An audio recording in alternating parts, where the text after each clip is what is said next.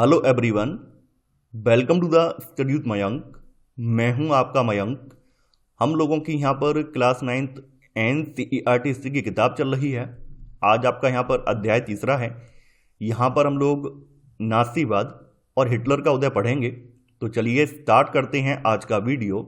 देखते हैं हमें क्या क्या डिस्कस करना है यहाँ पर। आज के अध्याय में हम लोग प्रथम विश्व युद्ध के बाद जर्मनी की स्थिति को देखेंगे। यानी प्रथम विश्व युद्ध के बाद जर्मनी में जो कुछ भी घटनाक्रम घटित हुआ है वो सब हम इस अध्याय में पढ़ने वाले हैं। जैसा कि आप लोग रूसी क्रांति में पढ़ चुके हैं कि प्रथम विश्व युद्ध दो महाशक्तियों के बीच में लड़ा गया था, जहाँ पर एक ओर केंद्रीय शक्तियाँ थीं, वहीं दूसरी ओर मित्र राष्ट्र थे। केंद्रीय शक्तियों में जर्मनी, ऑस्ट्रियाई और तुर्की साम्राज्य शामिल थे। वहीं मित्र राष्ट्रों में इंग्लैंड, फ्रांस और रूस और बाद में इसमें अमेरिका भी शामिल हो गया है। तो ये दो महाशक्तियों के बीच में लड़ा गया था। देखिए, इस युद्ध के पीछे कई सारे कारण उत्तरदायी थे, लेकिन तत्कालिक कारणों में यहाँ पर एक ऑस्ट्रियाई राजकुमार था जिसका नाम था आर्कड्यूक। आर्कड्यूक अपनी पत्नी के साथ सर्बिया के दौरे पर गया था। उसी दौरान उसकी और उसकी पत्नी की 28 जून 1914 को गोली मार कर हत्या कर दी जाती है। जब इसकी हत्या कर दी जाती है तो तनाव बढ़ जाता है, और तनाव इतना ज़्यादा बढ़ जाता है कि यहाँ पर इनके जो सहयोगी देश हैं वो भी इसी तनाव के बीच में उतर जाते हैं। तो ऐसे करके यहाँ पर प्रथम विश्व युद्ध की स्टार्टिंग हो जाती है। ये जो विश्व युद्ध है 1 अगस्त 1914 को स्टार्ट हुआ था और ये 9 नवंबर 1918 तक चला था। इस विश्व युद्ध में मित्र राष्ट्रों की जीत होती है और केंद्रीय जो शक्तियां हैं इनका पतन होता है। तो केंद्रीय शक्तियों की हार के साथ ही जो जर्मनी है, जर्मनी का भी जो शासक है उसकी भी सत्ता चली जाती है। तो जर्मनी के शासक की सत्ता जाने के बाद यहाँ पर वाइमर गणराज्य का जन्म होता है। तो अब हम लोग यहाँ पर वाइमर गणराज्य के बारे में पढ़ेंगे। यहाँ पे बताया गया है कि 20वीं सदी की स्टार्टिंग में जर्मनी एक ताकतवर साम्राज्य था और इसने जो है ऑस्ट्रियाई और तुर्की साम्राज्य के साथ मिलकर जो मित्र राष्ट्र हैं इनके खिलाफ पहला युद्ध लड़ा। शुरुआत में तो जर्मनी को काफ़ी सफलताएं मिली। जर्मनी ने फ्रांस और बेल्जियम के कई क्षेत्रों पर कब्जा जमा लिया, लेकिन जैसे जैसे युद्ध आगे खिंचता गया है वैसे वैसे जर्मनी की जो स्थिति है ये कमज़ोर पड़ने लगी है। आगे चल के 1917 में अमेरिका ने भी ये युद्ध ज्वाइन कर लिया है। अमेरिका जो है मित्र राष्ट्रों की तरफ से इस युद्ध में शामिल हो गया है, और जब अमेरिका शामिल हो गया है तो इस युद्ध में जो मित्र राष्ट्रों की स्थिति है वो मजबूत हो गई है। मित्र राष्ट्र जब मजबूत हो गए हैं तो मित्र राष्ट्रों ने जो केंद्रीय शक्तियां हैं इनको घुटने टेकने पर मजबूर कर दिया है। अंततः नवंबर 1918 में इन्होंने जो है केंद्रीय शक्तियों को घुटने टेकने पर मजबूर कर दिया है। देखिए, जब केंद्रीय शक्तियों ने घुटने टेक दिए तो इसी के साथ जर्मनी ने भी घुटने टेक दिए। अब यहाँ पर होता यह है कि जर्मनी जब घुटने टेकता है तो जर्मनी का जो शासक है, सम्राट है, वो अपना पद त्याग कर देता है। अब जर्मनी में सम्राट तो है नहीं, तो जर्मनी की व्यवस्था कैसे चलाई जाए? तो यहाँ की जो संसदीय पार्टियां हैं वो क्या करती हैं, एक राष्ट्रीय सभा बुलाती हैं, राष्ट्रीय सभा की एक बैठक बुलाती हैं, और ये बैठक वाइमर में 9 नवंबर 1918 को बुलाई जाती है। इस बैठक में संघीय आधार पर एक लोकतांत्रिक संविधान पारित किया जाता है। यानी ये बैठक जो बुलाई जाती है संसदीय पार्टियों के द्वारा, इस बैठक में एक संघीय आधार पर लोकतांत्रिक संविधान पारित किया जाता है। और नई व्यवस्था में जो जर्मन संसद है, यानी कि जो राइक्सटाग है, देखिए जर्मन संसद को राइक्सटाग कहा जाता है, इसके लिए जनप्रतिनिधियों का चुनाव किया जाने लगा। यानी यहाँ पर जनप्रतिनिधियों के माध्यम से शासन व्यवस्था को चलाना है। यहाँ पर क्या होता है, यहाँ पर सार्वभौमिक वयस्क मताधिकार के आधार पर जनप्रतिनिधियों को चुना जाता है। और सार्वभौमिक वयस्क मताधिकार की एक अच्छी बात यह है कि यहाँ पर महिलाओं को भी बराबर का अधिकार मिला है। यानी यहाँ पर महिला और पुरुष दोनों को समान रूप से वोट डालने का अधिकार है। जैसा कि आपने यूरोपीय देशों के बारे में पढ़ा है कि यूरोपीय देशों में जो मताधिकार है वो केवल पहले पुरुषों के पास था, महिलाओं को काफ़ी संघर्ष करना पड़ा है। लेकिन यहाँ पर ऐसा नहीं है। यहाँ पर जब वाइमर गणराज्य का गठन होता है तो उसमें सार्वभौमिक मताधिकार में महिलाओं की भी बराबर की हिस्सेदारी है। लेकिन वाइमर गणराज्य जो बना है ये बहुत सारे जर्मनियों को पसंद नहीं आ रहा है। उसका रीजन ये था कि पहले विश्व युद्ध के दौरान जर्मनी जो था काफ़ी ज़्यादा स्ट्रांग पोजीशन में था, और जर्मनी ने पहला विश्व युद्ध जो है इसमें बढ़ चढ़कर हिस्सा भी लिया था। तो कहीं ना कहीं मित्र राष्ट्रों की नज़र में जर्मनी सबसे बड़ा दोषी था। मित्र राष्ट्रों का मानना यही था कि जर्मनी के जैसे इतना बड़ा युद्ध छड़ा है, जर्मनी के जैसे इतना लंबा युद्ध चला है, तो कहीं ना कहीं वो जर्मनी को ही दोषी मानते थे। तो जब युद्ध एंड हुआ है तो मित्र राष्ट्रों ने इसके ऊपर कड़े प्रतिबंध लगाए हैं, कई सारी कठोर शर्तें थोप दी हैं। इस वजह से यहाँ के लोग जो थे वो वाइमर गणराज्य से नाखुश थे। उनका मानना यह था कि आपने वाइमर गणराज्य तो बना लिया है लेकिन मित्र राष्ट्रों की शर्तें हैं उनके अधीन बनाया है। इस वजह से यहाँ के लोग इसका विरोध कर रहे थे, वो खुश नहीं थे। विदेशी देशों के साथ यानी मित्र राष्ट्रों के साथ वर्साय में 28 जून 1919 को हुई शांति संधि जर्मनी की जनता के लिए बहुत कठोर और अपमानजनक थी। देखिए, यहाँ पर जब युद्ध एंड हो गया है तो जर्मनी और मित्र राष्ट्रों के बीच में एक शांति संधि हुई है, और ये संधि हुई है वर्साय में। ये संधि जब हुई है 28 जून 1919 को। तो इसमें काफ़ी सारी कठोर शर्तें लगाई गई, काफ़ी सारे प्रतिबंध लगाए गए। इस वजह से जो जर्मन जनता थी वो इस नए वायमर गणराज्य का विरोध कर रही थी। अब देखिए वर्साय संधि की क्या क्या शर्तें थी वो भी यहाँ सुन लीजिए। इस संधि की वजह से जर्मनी को अपने सारे उपनिवेश, तकरीबन 10% आबादी, 13% भूभाग, 75% लौह भंडार और 26% कोयला भंडार फ्रांस, पोलैंड, डेनमार्क और लिथुआनिया के हवाले करने पड़े। यानी जो वर्साय की संधि हुई है उस संधि के तहत जर्मनी को अपना ये सब हिस्सा जो है इन देशों को सौंपना पड़ा है। तो कहीं ना कहीं एक अपमान की बात तो है ही है। और इस वजह से जनता जो थी खुश भी नहीं थी कि भाई आपने युद्ध भी लड़ा था, स्टार्टिंग में तो आप कह रहे थे कि हम बहुत ताकतवर हैं, अंत में तो आप भीगी बिल्ली बन गए हो। तो जनता कहीं ना कहीं यहाँ पे परेशान है। जनता के जो और लोग हैं जो कि अपने राजा के हिमायती थे वो भी नए गणराज्य से परेशान हैं। इन सब के अलावा यहाँ पर जो संधि हुई है, संधि के तहत जो मित्र राष्ट्र हैं उन्होंने जर्मनी की सेना को भंग कर दिया। यानी जर्मनी अब अपनी सेना भी नहीं रख सकता है। और जैसा कि मैं आपको बता चुका हूं, मित्र राष्ट्र जर्मनी को ही प्रथम विश्व युद्ध का दोषी मानते थे। उनका मानना यह था कि जर्मनी की वजह से युद्ध इतना लंबा चला है और जर्मनी इसका गुनहगार है। तो युद्ध अपराध बोध अनुच्छेद के तहत युद्ध के कारण हुई सारी तबाही के लिए जर्मनी को जिम्मेदार ठहराया गया और इस पर 6 अरब पाउंड का जुर्माना भी लगाया गया। यानी एक तो जर्मनी को अपने जो उपनिवेश हैं, अपनी आबादी है, अपने जो लोहभट यानी अपने जो अयस्क भंडार संसाधन हैं, ये सब सौंपने पड़े हैं। सेना भी भंग कर दी गई है, ऊपर से 6 अरब पाउंड का जुर्माना भी इन्हें भरना है। तो कहीं ना कहीं अपमान की बात भी है और एक आर्थिक संकट की बात भी है। अब आगे देखते हैं युद्ध का असर क्या हुआ। जैसा कि आप लोग जानते हैं किसी जमाने में यूरोप काफ़ी मजबूत था। यानी यूरोप की आर्थिक स्थिति काफ़ी ज़्यादा मजबूत थी। यूरोप जो है कल तक अन्य देशों को या अन्य महाद्वीपों को कर्ज देता था। लेकिन जब प्रथम विश्व युद्ध यूरोप में हुआ है, इस वजह से यूरोप में काफ़ी क्षति उठानी पड़ी है और यूरोप जो है युद्ध खत्म होते होते कर्जदारों का महाद्वीप बन गया है, क्योंकि इसके ऊपर काफ़ी ज़्यादा कर्ज चढ़ गया है। ऐसे में अमेरिका की स्थिति जो है अब स्ट्रांग होने लगी है। चूंकि यहाँ पर जर्मनी साम्राज्य इसमें शामिल हुआ था, जर्मनी साम्राज्य इस युद्ध में शामिल हुआ था। जर्मनी साम्राज्य ने जो अपराध किए थे उसका हर्जाना जो है नवजात वायमर गणराज्य से वसूला जा रहा था। तो कहीं ना कहीं वायमर गणराज्य जो है अपना परफॉर्मेंस या अपना शासन ढंग से चला भी नहीं पा रहा था, क्योंकि वो अपना हर्जाना भरने में लगा पड़ा था। यानी जो पुराने अपराध हैं उनके लिए हर्जाना भरने का काम कर रहा था। वायमर गणराज्य के हिमायतियों में मुख्य रूप से समाजवादी, कैथोलिक और डेमोक्रेट खेमे के लोग थे। ऐसा नहीं है कि सभी लोग वायमर गणराज्य के विरोधी थे, कुछ लोग इनके हिमायती भी थे। इनके हिमायतियों में समाजवादी भी थे, कैथोलिक ग्रुप के लोग थे और डेमोक्रेट खेमे के लोग भी इनके शामिल थे। वहीं जो रूढ़वादी या पुरातनपंथी राष्ट्रवादी हैं, ये लोग इनका मजाक उड़ा रहे थे। ये लोग मिथकों की आड़ में इन्हें नवंबर का अपराधी कहकर इनका मजाक उड़ा रहे थे। नवंबर का अपराधी का मतलब ये था जो वर्साई की संधि हुई थी नवंबर में हुई थी, नवंबर 1919 में हुई थी।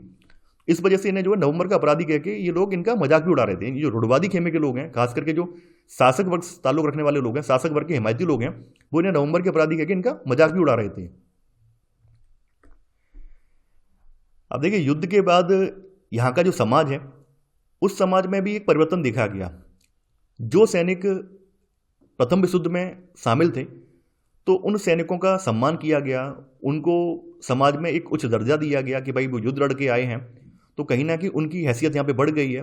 इन सार्वजनिक जीवन में आक्रामक फौजी प्रचार और राष्ट्रीय सम्मान प्रतिष्ठा की चाह के सामने बाकी सारी चीज़ें गौड़ हो गई। यानी कहने का मतलब ये है कि यहाँ पर जो सैनिक या जो फौजी जर्मन सेना के थे जो युद्ध में शामिल हुए थे, अब उनकी लोग वाहवाही करते थे और उनकी वाहवाही के आगे बाद बाकी जो चीज़ें थीं उन पर फोकस किया ही नहीं जाता था। सिपाहियों को आम नागरिकों के मुकाबले ज़्यादा सम्मान दिया जाने लगा। यानी यहाँ की जो जनता थी, यहाँ की जनता की नज़र में सिपाही सबसे महान थे, क्योंकि सिपाहियों ने युद्ध लड़ा था। भले ही ये युद्ध हार गए हों, लेकिन सिपाहियों के लिए गर्व की बात थी। जर्मन मीडिया में वहाँ के जो खंदक हैं, जैसे खंदक का मतलब होता है कि युद्ध के दौरान सिपाही अपने छिपने के लिए जो खाई वगैरह बनाते हैं उसको खंदक बोलते हैं। तो खंदक वाली जिंदगी का महिमा मंडन किया जाता था कि खंदक में रह के कैसे जर्मन सेना ने युद्ध लड़ा है। हालांकि ये बात अलग बात है कि खंदकों की जिंदगी आसान नहीं होती है। हर पल गोलीबारी, प्लेग का खतरा, चूहों का खतरा, खाना की आपूर्ति वो भी समय पर नहीं हो पाती। लेकिन फिर भी मीडिया ने कहीं ना कहीं जो खंदक वाली सैनिकों की जिंदगी थी उनको महिमा मंडित करके जनता के सामने परोसा। अब है राजनीतिक रेडिकलवाद या आमूल परिवर्तनवाद और आर्थिक संकट। देखिए जैसा कि आप लोग जानते हैं प्रथम विश्व युद्ध जो है 1914 से लेकर 1918 तक लड़ा गया था और इसी बीच में एक महत्वपूर्ण घटना भी घटित होती है। आप लोगों को याद होगा कि अक्टूबर 1917 में रूस में बोल्शेविक क्रांति होती है और रूसी बोल्शेविक क्रांति के जो विचार हैं वो पूरी दुनिया में फैलने लगे हैं। ये विचार जो है जर्मनी में भी आए हैं और जर्मनी के कुछ तबकों को इन्होंने प्रभावित भी किया है। खास करके जो मजदूर तबका है वो इससे प्रभावित हुआ है। रूसी बोल्शेविक क्रांति के विचारों से प्रभावित होकर जर्मनी में जो स्पार्टकिस्ट लीग है ये बनाई गई है और स्पार्टकिस्ट लीग ये डिमांड कर रही है कि जैसे रूस में बोल्शेविक क्रांति हुई है उसी तर्ज पर जर्मनी में भी क्रांतिकारी विद्रोह की योजनाओं को अंजाम दिया जाए। यहाँ के बहुत सारे शहरों में मजदूरों और नाविकों की सोवियतें बनाई गई हैं। यानी ये लोग ये डिमांड कर रहे हैं कि जैसे रूस में बोल्शेविक सत्ता में आए हैं, बोल्शेविकों ने जो सोवियत पद्धति अपनाई है वही पद्धति यहाँ पर भी अपनाई जाए, उसी पद्धति से जर्मनी का शासन भी चलाया जाए। हालांकि बहुत सारे जर्मनी के लोग इनके समर्थन में नहीं हैं, तो इनके विरोधियों में समाजवादी हैं, डेमोक्रेट्स हैं और कैथोलिक हैं। उनका मानना यह है कि जर्मनी में सोवियत पद्धति नहीं अपनाई जानी चाहिए। इन्होंने क्या किया है, इन्होंने इकट्ठा होकर, यानी समाजवादियों, डेमोक्रेट्स और कैथोलिक ने इकट्ठा होकर सोवियत प्रकार की शासन पद्धति के विरोध में एक लोकतांत्रिक गणराज्य की स्थापना का फैसला लिया है और ऐसे करके यहाँ पर वाइमर गणराज्य की स्थापना की जाती है। आखिरकार वाइमर गणराज्य ने क्या किया है, इन लोगों को कुचलने के लिए एक पुराने सैनिकों का संगठन है फ्री कोर, उसका सहारा लिया है और इनके विद्रोह को कुचल दिया है। तो ऐसे करके स्पार्टकिस्टों का जो विद्रोह है वो कुचल दिया गया है। यहाँ पर जो स्पार्टकिस्ट हैं ये शांत नहीं बैठे हैं। इन्होंने क्या किया, इन्होंने बाद में जो है जर्मनी में कम्युनिस्ट पार्टी की नींव डाली है। तो जब यहाँ पर कम्युनिस्ट पार्टी की नींव डाल दी गई है तो अब यहाँ पर जो समाजवादी खेमा है वो साम्यवादी खेमे के विरोधी हो गया है। यानी यहाँ पर अब कम्युनिस्ट एक तरफ हो गए हैं और समाजवादी एक तरफ हो गए हैं, तो एक दूसरे के कट्टर विरोधी हो गए हैं। आप लोगों को पता होगा कि साम्यवादी विचारधारा रूस में प्रभावित थी और रूस वाली विचारधारा जो है साम्यवादी थी। समाजवाद और साम्यवाद में अंतर है, जैसा कि मैं बता चुका हूँ। साम्यवाद का मतलब होता है कि वर्गहीन समाज, एक ऐसा समाज जिसमें कोई भी वर्ग ना हो, सब लोग समान रूप से रहें। तो यहाँ पर जो मजदूर तबके के लोग हैं वो साम्यवाद का समर्थक कर रहे हैं, जबकि समाजवादी जो है उसमें कुछ अमीर लोग भी हैं, पढ़े लिखे प्रबुद्ध लोग भी हैं, वो समाजवादी हैं। ये दोनों एक दूसरे के दुश्मन अब बन गए हैं और इतने ज़्यादा दुश्मन बन गए हैं कि जब हिटलर का उदय हो जाता है उसके बाद भी ये लोग एकजुट होकर हिटलर का विरोध भी नहीं कर पाते हैं। देखिए ये सब चीज़ें तो चली रही थी, लेकिन जैसा कि आप लोग जानते हैं प्रथम विश्व युद्ध के बाद जर्मनी पर वर्साई की संधि थोप दी गई थी और संधि के साथ उसे जो है रकम भी लौटानी थी, यानी हर्जाना भी उसे भरना था, उसके क्षेत्र भी छीन लिए गए थे। 6 अरब पाउंड का उस पर जुर्माना भी लगाया गया था। साथ ही साथ जर्मनी ने कुछ कर्ज भी लिया था, तो कर्ज की भरपाई भी कर रहा था। तो इन सब के बीच में जर्मनी में 1923 में आर्थिक संकट आ जाता है और आर्थिक संकट के दौरान जो रेडिकलवादी विचार हैं उनको और ज़्यादा बल मिलता है। देखिए जर्मनी ने जो पहला विश्व युद्ध लड़ा था वो कर्ज लेकर लड़ा था और युद्ध के बाद उसे स्वर्ण मुद्रा में हर्जाना भी भरना था। जैसा कि आपको पता ही है कि 6 अरब पाउंड का उस पर हर्जाना लगाया गया था, जुर्माना लगाया गया था, जो उसको स्वर्ण मुद्रा में भरना था। अब जर्मनी कर्ज भी भर रहा है और हर्जाना भी भर रहा है। यहाँ पर एक स्थिति ऐसी आ जाती है कि जर्मनी का जो सोने का भंडार है, स्वर्ण भंडार है, वो लगभग समाप्त होने वाला होता है। आखिरकार में जर्मनी जो है 1923 में कर्ज और हर्जाना चुकाने से मना कर देता है कि भाई हम नहीं चुका पाएंगे, आपको जो करना है करो, हम नहीं चुका पाएंगे। इसके जवाब में जो फ्रांसीसी हैं उन्होंने जर्मनी के कुछ महत्वपूर्ण औद्योगिक इलाके, जिनमें कि रूर प्रदेश शामिल है, इस पर कब्जा कर लिया है। देखिए रूर प्रदेश जर्मनी का सबसे विशाल कोयला भंडार क्षेत्र है और इस पर उस समय फ्रांसीसियों ने कब्जा कर लिया है। तो कहीं ना कहीं और ज़्यादा आर्थिक संकट गहरा गया है। भाई जब महत्वपूर्ण औद्योगिक प्रदेश पर कब्जा कर लोगे तो आमदनी का जो सोर्स था वो भी बंद हो गया, अब और पैसा कहाँ से लाएंगे। इनके सामने और ज़्यादा संकट गहराता जा रहा है। अब देखिए जर्मनी ने इसके विरोध में, यानी फ्रांस के विरुद्ध निष्क्रिय प्रतिरोध के रूप में, इन्होंने जो है बड़े पैमाने पर कागजी मुद्रा छापना स्टार्ट कर दिया है। जिससे क्या होता है, जर्मन मुद्रा मार्क है, तो मार्क का मूल्य तेजी से गिरना लग जाता है। देखिए कोई भी देश अगर अपना जो वैल्यू है, यानी उसकी जो आर्थिक वैल्यू है, उससे ज़्यादा की अगर मुद्रा छापता है तो मुद्रा की वैल्यू गिर जाती है। जैसे आपके पास जो नोट हैं 10, 20, 50 या 100 के जो नोट्स हैं, उन नोट्स पर आरबीआई गवर्नर के हस्ताक्षर होते हैं और आरबीआई गवर्नर ये आश्वासन देते हैं कि इसमें मुद्रा पर जो लिखा हुआ मूल्य जो निहित है, उस मूल्य के रेशियो में आप लोग वस्तुओं को क्रय कर सकते हैं, ले सकते हैं। लेकिन यहाँ पर जब सरकार के पास आर्थिक संकट है, सरकार के पास पैसा है ही नहीं, सरकार लगातार दिवालिया होती जा रही है, तो ऐसे में आप कितनी मुद्रा छाप दो, मुद्रा का मूल्य तो डाउन होगा ही होगा। तो यहाँ पर भी ऐसी कंडीशन है। यहाँ पर जो जर्मन मुद्रा है मार्क, उसका मूल्य लगातार गिरता जा रहा है। यहाँ पर ऐसी स्थिति आ चुकी है कि मार्क की कीमत गिरने से जो जरूरी चीजें हैं इनकी कीमतें आसमान छूने लगी हैं और इस संकट को बाद में अति मुद्रास्फीति का नाम दिया गया है। अति मुद्रास्फीति का मतलब जानते होंगे आप कि जब कीमतें बेहिसाब बढ़ जाती हैं तो उस स्थिति को अति मुद्रास्फीति कहा जाता है। इसको हाइपर इन्फ्लेशन भी कहा जाता है। अब यहाँ पर जर्मनी में हाइपर इन्फ्लेशन वाला संकट चल रहा है। ऐसे समय में अमेरिका यहाँ पर इनका सहयोग करने के लिए आता है। अमेरिका ने यहाँ पर प्रयास किया कि कैसे भी करके इनको इस संकट से बाहर निकाला जाए। तो अमेरिका ने क्या किया, अमेरिका ने डॉब्स योजना बनाई है और डॉब्स योजना के तहत आर्थिक संकट को दूर करने के लिए यहाँ पर जो जर्मनी पर हर्जाने की जो शर्तें थोपी गई थी उनको दोबारा तय किया गया है, ताकि जो हर्जाना थोड़ा कम हो जाए और जो जो क्षेत्र जर्मनी से छीन लिए गए हैं वो भी शायद उनमें नेगोशिएट करके जर्मनी को कुछ क्षेत्र लौटा दिए जाएं। इस तरह की योजना बनाई है ताकि जर्मनी में जो आर्थिक संकट है वो कहीं ना कहीं उससे निपटा जा सके। अब है मंदी के साल। 1923 में अमेरिका ने डॉब्स योजना बनाकर जर्मनी की कुछ आर्थिक मदद तो की है। तो आर्थिक मदद करने से यहाँ पर 1924 से लेकर 1928 तक जर्मनी में कुछ स्टेबिलिटी रही है, स्थिरता रही है, यानी बहुत ज़्यादा आर्थिक संकट गहराया नहीं है। लेकिन जब 1929 में अमेरिका का शेयर मार्केट यानी वॉल स्ट्रीट एक्सचेंज ये जब धाराशायी हो जाता है, यानी क्रैश हो जाता है, जो कि अमेरिका में स्थित दुनिया का सबसे बड़ा शेयर बाजार है, जब ये क्रैश हो जाता है तो जर्मनी को जो मदद मिल रही थी वो मदद मिलना बंद हो जाती है। यानी अमेरिका में खुद अब आर्थिक संकट क्रिएट हो गया, तो अमेरिका कहाँ से इनकी मदद करे। और जो अमेरिका में 1929 में जो मंदी आई है इसको आर्थिक महामंदी कहा गया है, यानी दुनिया की सबसे बड़ी महामंदी इसे कहा जाता है। तो ये जो है आर्थिक महामंदी की शुरुआत थी। 1929 से 1932 तक के अगले 3 सालों में अमेरिका की जो राष्ट्रीय आय है ये केवल आधी रह गई। यानी आप समझ रहे हैं, यहाँ पे सबसे बड़ी विश्व की महामंदी यहाँ पे स्टार्ट हो चुकी थी और इस वजह से आप लोग देख रहे हैं अमेरिका की जो राष्ट्रीय आय थी वो केवल आधी रह गई। जब अमेरिका की राष्ट्रीय आय आधी रह जाए तो अमेरिका क्या जर्मनी की मदद करेगा? नहीं करेगा, वो अपना देश देखेगा। तो अमेरिका ने भी ऐसा किया, अमेरिका ने इनकी मदद करना बंद कर दिया। अब चूंकि जर्मन लोग पूरी तरह से अमेरिका पे डिपेंड थे, अब ये लोग क्या करें, इनके सामने भी संकट है। तो इसका सबसे ज़्यादा जो बुरा प्रभाव पड़ा है वो जर्मनी पे पड़ा है, जर्मन अर्थव्यवस्था पे पड़ा है। 1932 में जर्मनी का जो औद्योगिक उत्पादन था ये 1929 के मुकाबले केवल 40% रह गया। यहाँ पर बेरोजगारी और महंगाई जो थी चरम पर पहुँच गई थी। और जैसा कि आप लोग जानते ही हैं, जब लोगों के पास रोजगार नहीं होगा, बेरोजगारी होगी, तो लोग क्या है फालतू कामों में संलिप्त होंगे। अब आवारागर्दी करेंगे तो कहीं ना कहीं आपराधिक जो गतिविधियां हैं वो बढ़ने लगेंगी। तो यहाँ पर भी स्थिति ऐसी ही थी।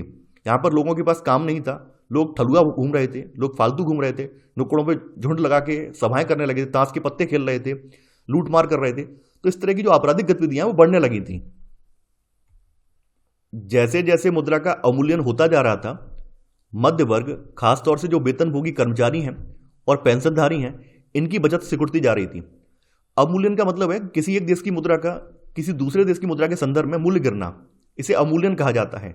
जैसे वर्तमान में अगर देखा जाए तो $1 जो है भारत के लगभग 85 रुपए के बराबर है।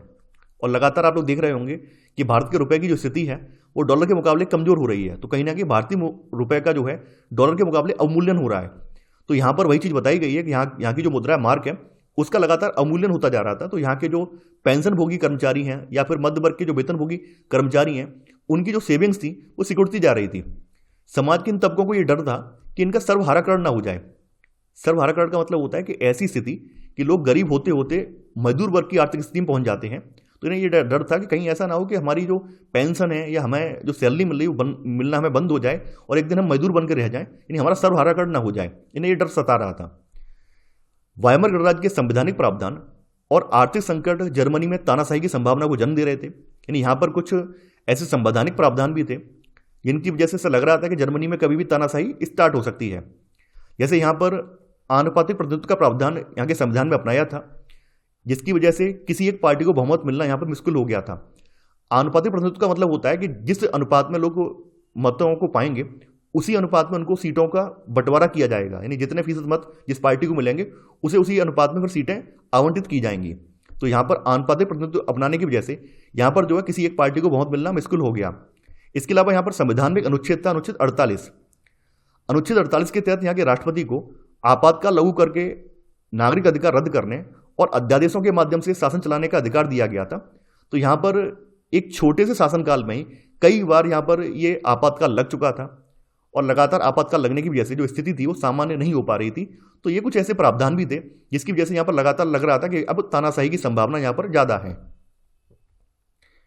इसी बीच हिटलर का उदय होता है। देखिए, हिटलर का जन्म जो है 1889 में ऑस्ट्रिया में हुआ था। हिटलर की युवावस्था काफ़ी ज़्यादा गरीबी में गुजरी थी। फर्स्ट वर्ल्ड वॉर की स्टार्टिंग में वह आर्मी में भर्ती हुआ। स्टार्टिंग में आर्मी में उसने संदेश भाग का काम किया, फिर वो आर्मी में अन्य पदों पर भी तैनात रहा। अपने आर्मी में ड्यूटी के दौरान उसने कई सारे पदक जीते थे। जिस समय जर्मन सेना पराजित होती है और जर्मनियों को वर्साई की जब संधि करनी पड़ती है तो हिटलर के लिए अपमान की बात थी। यानी हिटलर को लगा कि कहीं ना कहीं ये राष्ट्रीय अपमान की बात है। तो हिटलर इस बात से बहुत ज़्यादा आहत हुआ था। 1919 में हिटलर ने जर्मन वर्कर्स पार्टी की सदस्यता ली थी और धीरे धीरे इसने जो इस संगठन पर अपना नियंत्रण स्थापित कर लिया। बाद में इसने इस पार्टी का नाम बदलकर नेशनल सोशलिस्ट पार्टी रख दिया। देखिए यही पार्टी बाद में नासी पार्टी के रूप में जानी गई है। नासी जो है एक जर्मन शब्द है और ये जर्मनी का एक शब्द है नासिडियाल, उस शब्द से निकला हुआ शब्द है, यानी नासिडियाल शब्द से निकला हुआ ये शब्द है। जैसा कि आप लोग जानते हैं 1923 का दौर जर्मनी के लिए आर्थिक रूप से दिक्कतों का दौर था, आर्थिक कठिनाइयों का दौर था। तो जिस समय जर्मनी में आर्थिक संकट गहराया है, उसी समय हिटलर को लगाया कि हमारे पास एक मौका है, क्यों ना हम जर्मनी की सत्ता पर अपना कब्जा जमा लें। तो 1923 में हिटलर ने बवेरिया पर कब्जा करने, बर्लिन पर चढ़ाई करने और सत्ता पर कब्जा करने की योजना बनाई है। हालांकि वो असफल रहा है। हिटलर के इस प्रयास के लिए उसे गिरफ्तार कर लिया गया है, उस पर जो है देशद्रोह का मुकदमा भी चलाया गया है, लेकिन कुछ समय के बाद उसे रिहा कर दिया गया है। फिर आ जाते हैं साल 1929 में। जैसा कि आप लोग जानते हैं 1929 में अमेरिका में महामंदी आई थी और उस महामंदी का असर जर्मनी में भी देखने को मिला, क्योंकि जर्मनी की जो अर्थव्यवस्था थी वो अमेरिका भी डिपेंड थी। जर्मनी को जो कुछ मदद मिल रही थी वो अमेरिका से ही मिल रही थी। तो ऐसे में जो नासीवादी पार्टी है उसको और मौका मिल जाता है, क्योंकि जो वाइमर गणराज्य वाला सिस्टम था, वाइमर गणराज्य वाली जो पार्टियां थी वो ठीक प्रकार से अपना शासन नहीं चला पा रही थी, कहीं ना कहीं देश को इन सब समस्याओं से नहीं उबार पा रही थी। तो यहाँ पर नासीवादी पार्टी ने इस तरह का प्रचार किया है। उन्होंने कहा है कि अगर हम सत्ता में आएंगे तो जितनी सारी समस्याएं अभी चल रही हैं, चाहे वो आर्थिक संकट की समस्याएं हों या फिर हमारे भूभागों पर अन्य देशों का कब्जा हो या फिर हमारे ऊपर जो कठोर शर्तें लगाई गई हैं, ये सब चीज़ें हों, हम इन सब से आप लोगों को मुक्त कराएंगे। हम अपना जो देश का जो राष्ट्रीय गौरव है फिर से पुनः प्राप्त करेंगे और देश का उत्थान करेंगे। इन्होंने जो है लोगों को भरोसा दिलाया कि वर्तमान में जो कुछ भी समस्याएं चल रही हैं उन समस्याओं से हम लोग निजात दिलाएंगे। तो ऐसे करके इस माहौल में नासी पार्टी को काफ़ी ज़्यादा समर्थन मिला है। तो महामंदी के दौरान नासीवाद ने एक जन आंदोलन का रूप ग्रहण कर लिया है। नासी प्रोपोगेंडा में लोगों को एक बेहतर भविष्य की उम्मीद दिखाई देती थी। प्रोपोगेंडा का मतलब होता है कि अपने विचारों को पैम्फलेट, रैली या फिर उस समय रेडियो वगैरह होते थे, उनके माध्यम से जन जन तक पहुंचाकर जन को प्रभावित करना, ये प्रोपोगेंडा कहलाता है। तो इन्होंने ये तमाम जो साधन थे उस समय के, उन साधनों के जरिए लोगों को प्रभावित किया, लोगों की मानसिकता को प्रभावित किया और लोगों को अपने से जोड़ने में ये कामयाब भी रहे हैं। 1929 में नासी पार्टी को जर्मन संसद राइक्सटैग के लिए चुनाव में महज 2.6% वोट मिले थे, लेकिन 1932 तक आते आते ये नासी पार्टी जो है देश की सबसे बड़ी पार्टी बन चुकी थी और इसे करीब 37% वोट मिले थे। इन 1932 तक आते आते लोगों का समर्थन इसे भरपूर मिलने लगा, तो ये देश की सबसे बड़ी पार्टी बन के उभरी है। हिटलर के बारे में कुछ चीज़ें बताई गई हैं। देखिए हिटलर जो है ज़बरदस्त वक्ता था, यानी बहुत अच्छी स्पीच देने वाला व्यक्ति था। जब हिटलर स्टेज पर स्पीच देता था तो लोग एकटक होकर उसे सुनते थे। तो ये अच्छा वक्ता था। अच्छा वक्ता होने की वजह से लोगों ने इसको खूब सराहना दी, लोगों ने इसको खूब फॉलो किया, लोगों के लिए एक रोल मॉडल बन गया। हिटलर ने आश्वासन दिया है कि वह देश को विदेशी प्रभाव से मुक्त कराएगा और तमाम विदेशी साजिशों का मुंहतोड़ जवाब देगा। विदेशी प्रभाव से मुक्त का मतलब क्या है कि जो वर्साई की संधि हुई थी, वर्साई की संधि को हिटलर जो है एक अपमान की संधि के रूप में दिखता था। उसे लगता था कि इस संधि के बहाने जो है जो विदेशी ताकतें हैं उन्होंने जर्मनी के बहुत सारे संसाधनों को अपने कब्जे में ले लिया है और जर्मनी पर इनडायरेक्टली कहीं ना कहीं नियंत्रण स्थापित करने की कोशिश में लगे हैं। तो हिटलर ने यह आश्वासन दिलाया अगर वो सत्ता में आता है तो ये सारे जो अपमान हुए हैं इन सारे अपमानों का बदला लेगा और देश का राष्ट्रीय गौरव पुनः फिर से लौटाएगा। हिटलर जो है लोगों को गोलबंद करने के लिए आडंबर और प्रदर्शन की अहमियत समझता था। यानी हिटलर ने जो लोगों को एकजुट करने के लिए बड़े बड़े आडंबर किए, जैसे कि बड़ी बड़ी रैलियां की हैं, रैलियों में जोर शोर से प्रचार करवाया है, नासी सैल्यूट की परंपरा डाली है, एक विशेष प्रकार का सैल्यूट इसने डेवलप किया है। यहाँ पर स्वास्तिक वाले लाल झंडे ये पहचान बनाए गए हैं नासीवाद की। कुछ इस तरह की परंपराएं इन्होंने स्टार्ट की हैं जिससे कि लोग गोलबंद और एकजुट हो सकें। स्वास्तिक छपे लाल झंडे, नासी सैल्यूट और भाषणों के बाद खास अंदाज में तालियों की घड़घड़ाहट, ये सारी चीज़ें शक्ति प्रदर्शन का हिस्सा थीं। नासियों ने इतना ज़्यादा धुआंधार प्रचार किया था कि इन्होंने हिटलर की इमेज को एक देवदूत या मसीहा के रूप में रिप्रेजेंट कर दिया। नासी पार्टी ने लोगों को यह यकीन दिला दिया कि वास्तव में हिटलर जो है जर्मनी में लोगों का उद्धार करने के लिए पैदा हुआ है। तो लोगों ने इसको अपना मसीहा या फिर देवदूत मान लिया। अब आगे है लोकतंत्र का ध्वंस। जैसा कि आप लोग जानते हैं 1932 तक आते आते नासीवादी पार्टी जर्मनी की सबसे बड़ी पार्टी बन चुकी थी और हिटलर की छवि काफ़ी ज़्यादा पॉपुलर हो चुकी थी। तो इसी देखते हुए 30 जनवरी 1933 को राष्ट्रपति हिंडनबर्ग ने हिटलर को चांसलर का पदभार सौंप दिया। देखिए जैसे अपने यहाँ पीएम होते हैं वैसे जर्मनी में पीएम ना होकर जो पीएम है वो चांसलर कहलाता है। तो इन्होंने इसको जो चांसलर का पदभार सौंप दिया और चांसलर जो होता है वो मंत्रिमंडल में सबसे ज़्यादा शक्तिशाली पद था। देखिए जब हिटलर जो है सत्ता में आ गया है, यानी जब सत्ता हासिल कर ली है इसने, तो सत्ता हासिल करने के बाद हिटलर ने जो लोकतांत्रिक शासन की संरचना है और जो विभिन्न संस्थान हैं इनको भंग करना स्टार्ट कर दिया है, यानी इसने अपनी तानाशाही दिखाना स्टार्ट कर दिया है। इसी बीच में एक अग्निकांड हो जाता है और ये अग्निकांड जर्मन संसद भवन में होता है। तो जर्मन संसद भवन में जो अग्निकांड होता है उससे हिटलर को अपना काम करने का मौका मिल जाता है। इसने क्या किया है, 28 फरवरी 1933 को एक अध्यादेश जारी किया है और यह अध्यादेश अग्नि अध्यादेश है। इसके जरिए अव्यक्ति, प्रेस और सभा करने की आज़ादी जैसे जो नागरिक अधिकार हैं इनको निश्चित काल के लिए निलंबित कर दिया गया है। यानी इसे एक मौका मिल गया है कि इसने एक आरोप लगा दिया है कि जर्मन संसद भवन में जो अग्निकांड हुआ है उसके लिए कहीं ना कहीं विरोधी जिम्मेदार हैं। तो इसे देखते हुए इसने एक अध्यादेश जारी कर दिया और उस अध्यादेश के जरिए जो अव्यक्ति या प्रेस या सभा करने की जो आज़ादी थी इसको निश्चित काल के लिए निलंबित कर दिया। इसके बाद हिटलर ने जो अपने कट्टर शत्रु थे कम्युनिस्ट में आप लोग जानते हैं मजदूर और नाविकों ने जो सोवियतें बनाई थी वही सब लोग कम्युनिस्ट में शामिल थे, इनको रातों रात कंसंट्रेशन कैंपों में बंद करके बर्बर दमन किया। कंसंट्रेशन कैंप क्या थे? देखिए, कंसंट्रेशन कैंप एक तरह के कह सकते हैं मृत्यु के अड्डे थे, जहां पर लोगों को ले जाकर मृत्यु दी जाती थी। तो उन्हें यहाँ पर कंसंट्रेशन कैंप कहा गया है। कंसंट्रेशन कैंपों में लोगों जैसे जेल होती है, जेल में क्या करते हैं, जेल में कैदियों को बंद कर देते हैं जिन्होंने कोई अपराध किया है या फिर कोई अपराध के संभावना है कि भाई अपराध से जुड़ा हुआ इनका नाम है, तो उनको जेल में बंद कर देते हैं। वैसे उन्होंने क्या किया था, कंसंट्रेशन कैंप बनाए थे जहां पर ले जाकर ये उनमें रखते थे और वहां पर लोगों को ये मार देते थे। मारने के इनके तरीके बहुत ज़्यादा बर्बर थे, जैसे इलेक्ट्रिक शॉक के जरिए मारते थे या फिर वहां पर जो गैस चैम्बर बनाए थे, गैस चैम्बरों में लोगों को भर के जहरीली गैस छोड़ देते थे जिससे कि गैस चैम्बर में लोगों की दम घुट जाती थी और लोग मर जाते थे। इस तरह से इन्होंने जनसंहार किया है। नासी शासन ने कुल 52 किस्म के लोगों को अपने दमन का निशाना बनाया। कंसंट्रेशन कैंप के बारे में बताया गया है कि ऐसा स्थान जहां बिना किसी कानूनी प्रक्रिया के लोगों को कैद में रखा जाता है। ये कैंप जो है बिजली का करंट दौड़ते कटीले तारों से घिरे रहते थे, यानी काफ़ी ज़्यादा खूंखार, काफ़ी ज़्यादा भयानक किस्म के कैंप होते थे जहां पर एक बार ये व्यक्ति कोई पहुंच जाए उसका वहां से दोबारा वापस लौटना मुमकिन नहीं था। 3 मार्च 1933 को प्रसिद्ध विशेषाधिकार अधिनियम यानी इनेबलिंग एक्ट पारित कर जर्मनी में तानाशाही स्थापित कर दी गई। यानी यहाँ पर हिटलर धीरे धीरे आगे इसमें बढ़ता जा रहा है और सत्ता की जितनी संस्थान है उन पर अपना कब्जा करता जा रहा है। इसी क्रम में इसने क्या किया है, 3 मार्च 1933 को एक इनेबलिंग एक्ट पारित कर दिया है।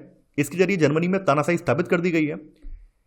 इस कानून के जरिए हिटलर ने संसद जो है, संसद के जो कैंडिडेट वगैरह इनको हाशिए पर धकेल दिया है और केवल अध्यादेशों के जरिए शासन चलाने का निरंकुश अधिकार प्राप्त कर लिया है। यानी जो कानून इनेबलिंग एक्ट ये पारित किया गया है इसके जरिए अब संसद का कोई रोल नहीं रह गया है। संसद के सदस्यों से इसको सलाह मशवरा करने की आवश्यकता नहीं है। अब ये केवल अध्यादेश पारित करके देश का शासन चला सकता है। अब देखिए यहां पर आगे क्या होता है। अब जैसा कि आप लोगों को पता ही था, नाजी पार्टी के अलावा भी कई और पार्टियां थी, कई और लोग थे। तो इन्होंने अपने जितने भी विरोधी लोग हैं इन सब पर पाबंदी लगाई है और लोग ज़्यादा जो विरोध करते थे उनको पकड़ कर ये कंसंट्रेशन कैंप में डाल देते थे और उनकी हत्या कर देते थे। तो नाजी पार्टी और उससे जुड़े संगठनों के अलावा जो सभी राजनीतिक पार्टियां हैं और जो ट्रेड यूनियन वगैरह इन पर पाबंदी लगा दी गई है।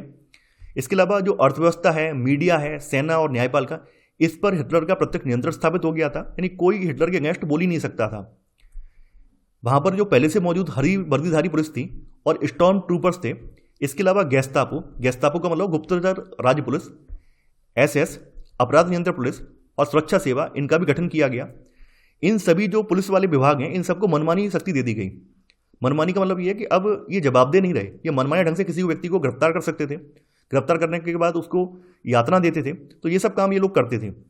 ये जो नए दस्ते हैं किसी को भी यातना गृहों में भेज सकते थे, किसी को भी बिना कानूनी कार्रवाई के देश निकाला किया जा सकता था।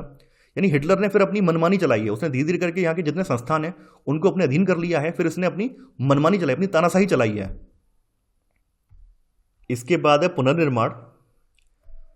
देखिए अब सत्ता हिटलर के हाथ में आ गई थी और हिटलर के सामने सबसे बड़ी चुनौती जर्मनी की अर्थव्यवस्था को फिर से पटरी पर लाने की थी।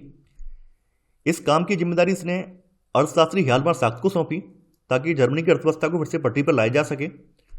साख्त ने जो है सबसे पहले सरकारी पैसे से चलाए जाने वाले रोजगार संवर्धन कार्यक्रम के जरिए 100% उत्पादन और 100% रोजगार उपलब्ध कराने का लक्ष्य तय किया। मशहूर जर्मन सुपर हाईवे और जनता की कार फॉक्सवैगन इसी परियोजना की देन थी।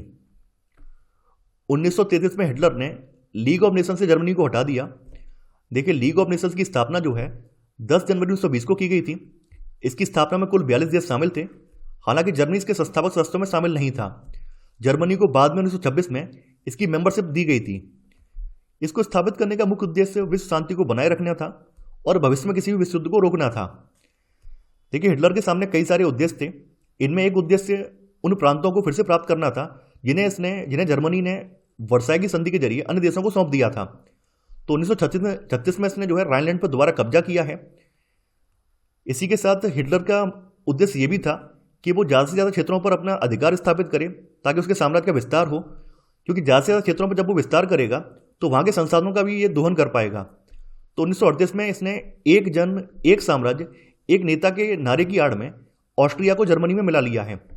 इसके बाद इसने चेकोस्लोवाकिया के कब्जे वाले जर्मन भाषी सुडेंटलैंड प्रांत पर कब्जा किया है और फिर बाद में चेकोस्लोवाकिया को इसने हड़प लिया है। जैसा कि मैं आपको बता चुका हूं, हिटलर की मंशा थी कि ज़्यादा से ज़्यादा सीमाओं का विस्तार करना है ताकि साम्राज्य का विस्तार हो और अपना दबदबा कायम हो सके। तो इसी उद्देश्य को पूरा करने के लिए, इसी चाह में इसने जो है 1 सितंबर 1939 को पोलैंड पर हमला कर दिया है। जब इसने पोलैंड पर हमला किया है तो पोलैंड के समर्थन में फ्रांस और इंग्लैंड भी इस युद्ध में कूद पड़े हैं और यहीं से जो है वर्ल्ड वार द्वितीय की स्टार्टिंग हो जाती है। यहीं से जो है द्वितीय विश्व युद्ध स्टार्ट हो जाता है। सितंबर 1940 में जर्मनी ने जो है इटली और जापान के साथ एक त्रिपक्षीय संधि पर हस्ताक्षर किए हैं। देखिए, इटली और जापान द्वितीय विश्व युद्ध में जर्मनी के समर्थन में खड़े हुए हैं, तो इन्होंने जो है त्रिपक्षीय संधि पर हस्ताक्षर किए हैं। इधर जर्मनी ने जो है सोवियत संघ पर भी हमला कर दिया है। जर्मनी का मानना यह था कि सोवियत संघ पर अगर हम हमला कर देंगे, सोवियत संघ को हम कमजोर कर देंगे, तो हमारा जो साम्राज्य और ज़्यादा फैल जाएगा और ज़्यादा हमारा दबदबा कायम हो जाएगा। लेकिन इस बार स्थिति उलट गई। जब 22 जून 1941 को सोवियत संघ पर इसने हमला किया है तो इसके जवाब में जो सोवियत की लाल सेना है उसने भी जवाबी कार्रवाई की है और पलटवार किया है।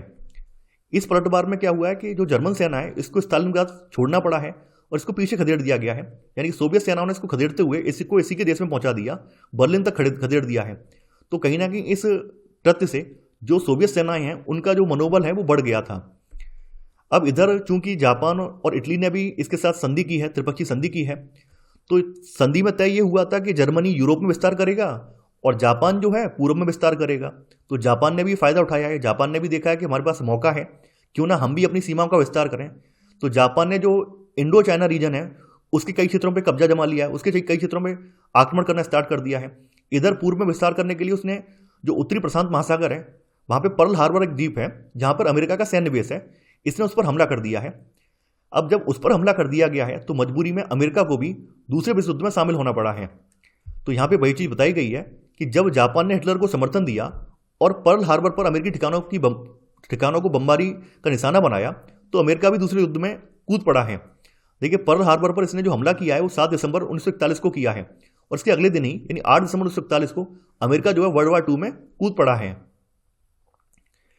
ये जो युद्ध है मई 1945 तक चला है। मई 1945 में हिटलर की पराजय हुई है और अमेरिका ने जो है जापान के प्रभाव को कम करने के लिए, जापान को घुटने टेकने में मजबूर करने के लिए, अमेरिका ने विश्व में पहली बार, जैसा कि आप लोग जानते हैं, विश्व में पहली बार परमाणु बम का इस्तेमाल जो है जापान पर किया गया था। तो अमेरिका ने जापान के 2 शहरों हिरोशिमा और नागासाकी पर परमाणु बम गिराए और इसी के साथ द्वितीय विश्व एंड हो जाता है। हिरोशिमा पर जो 6 अगस्त 1945 को और नागासाकी पर 9 अगस्त 1945 को परमाणु बम गिराए गए थे, जिनमें लाखों की संख्या में लोग मारे गए थे। अब जैसा कि आप लोग जानते हैं, जर्मनी तो पहले हथियार टेक चुका था, जर्मनी तो पहले घुटने टेक चुका था। तो 8 मई 1945 को जर्मनी जो मित्र राष्ट्र हैं उनके सामने समर्पण कर दिया है। हिटलर और उसके प्रचार मंत्री ग्योबल्स ने बर्लिन में एक बंकर में पूरे परिवार के साथ अप्रैल में ही आत्महत्या कर लिया था। यानी कहने का मतलब ये है कि यहाँ पर जो हिटलर है, हिटलर का प्रचार मंत्री है, इसने बर्लिन में एक बंकर में जाकर, बंकर का मतलब होता है जमीन के अंदर एक संरचना जिसके अंदर किसी प्रकार की सैन्य कार्रवाई करने पर वो सुरक्षित रहता है। तो यहाँ पर हिटलर ने अपने समर्थकों के साथ जाकर, इसका जो प्रचार मंत्री है ग्योबल्स, इसके साथ जाकर इसने आत्महत्या कर ली है।